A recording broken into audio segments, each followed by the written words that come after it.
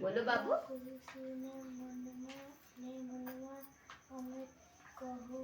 थोड़ा कस के पढ़ो।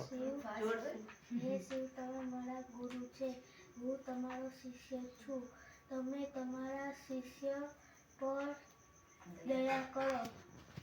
બીજું સૂત્ર બધાને સાંભળવાનું છે અને સમજાવવાનું છે કે શિવ ગુરુ છે, કેમ કે બીજા લોકો પણ શિવને પોતાના ગુરુ બનાવે।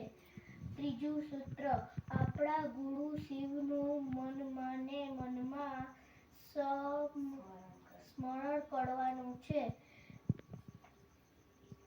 ઈચ્છા હોય તો નમઃ શિવાય મંત્રથી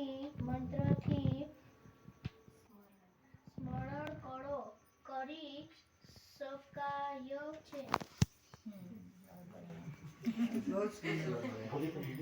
हे महेश्वर शिव, हे महेश्वर शिव, आप मेरे गुरु हैं, आप मेरे गुरु हैं, मैं आपकी शिष्य हूँ, मैं आपके शिष्य हूँ। मुझ पर दया कीजिए। मुझ पर दया चर्चा करने से पहले उनको हम लोग प्रणाम कर लें, ठीक ना? उनको प्रणाम कीजिएगा। लेकिन सबसे पहले मैं महेश्वर शिव को प्रणाम करती हूँ, महेश्वर शिव को प्रणाम करती हूँ। उसके साथ भैया भवानी को प्रणाम करती हूँ। भवानी को प्रणाम करती तीन हूँ। सूत्र के देने वाले तीन सूत्र देने वाले साहब श्री हरिंद्रानंद को प्रणाम करती हूँ। उनकी धर्म पत्नी दीदी नीलम आनंद को प्रणाम करती हूँ। सभी भाई बहनों को प्रणाम करती हूँ। करके अब आपको एक सूत्र पढ़ना है। पहला सूत्र आपको बताना है, पहले सूत्र में क्या करना है बताइए।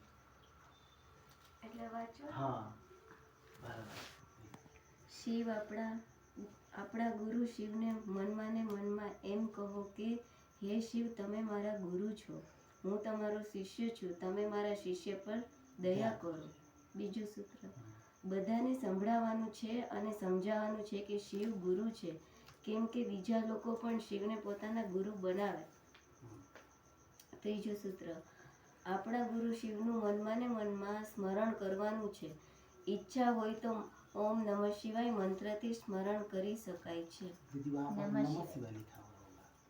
ओम नमः शिवाय मंत्रથી સ્મરણ કરી नमः शिवाय नमः शिवाय मंत्रથી स्मरण કરી શકાય છે। नमः शिवाय इसलिए हम लोग कहते हैं ना कि नमः शिवाय सांस में होता है, और पूर्ण कर देंगे तो 6 अंक आ जाएगा। 6 अंक दीदी इतना बात है आप लोग सुनिए, तो आप लोग कैसा लगा? अच्छा लगा ना? तो क्या हम लोग उम्मीद रखें कि आपके भी गुरु महादेव हो जाए और आपके भी मालिक महादेव हो जाए, आपके भी दुख सुख के साथी मालिक हो जाए महादेव, ऐसा